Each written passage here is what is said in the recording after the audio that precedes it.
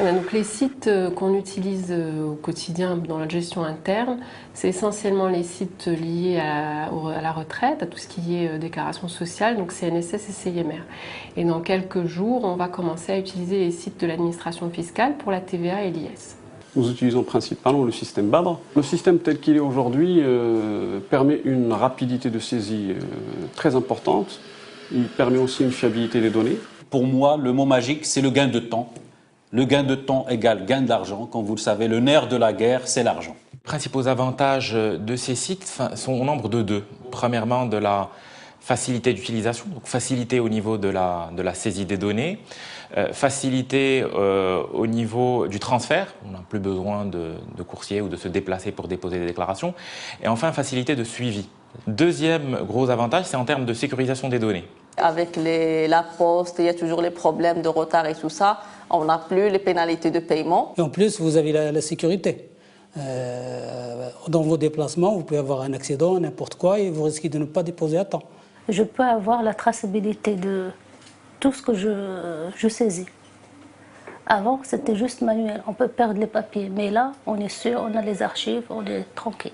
Parfois, le site est indisponible. On est obligé de déposer avant le 25. Nous avons un souci majeur, c'est l'indisponibilité du site vers la fin du mois. C'est vrai, ils affichent un numéro de téléphone à contacter, mais on n'a pas de réponse de leur part.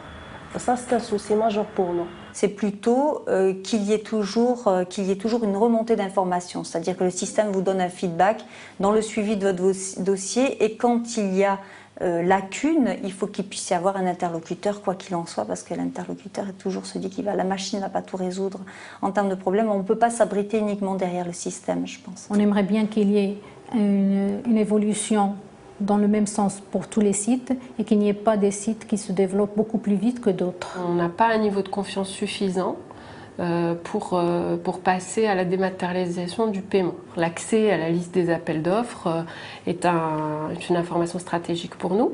Et ce serait une excellente chose qu'on passe vers les appels d'offres, qu'on dématérialise les appels d'offres et les signatures électroniques. Donc on gagnerait vraiment à mettre en place assez rapidement un registre de commerce électronique. Pour des investisseurs étrangers qui ont à faire des arbitrages entre plusieurs pays, cette notion de e-gouvernement et de transparence, je dirais, via ce e-gouvernement, constitue un des critères majeurs pour la prise de décision et le choix d'un pays d'investissement plutôt qu'un autre.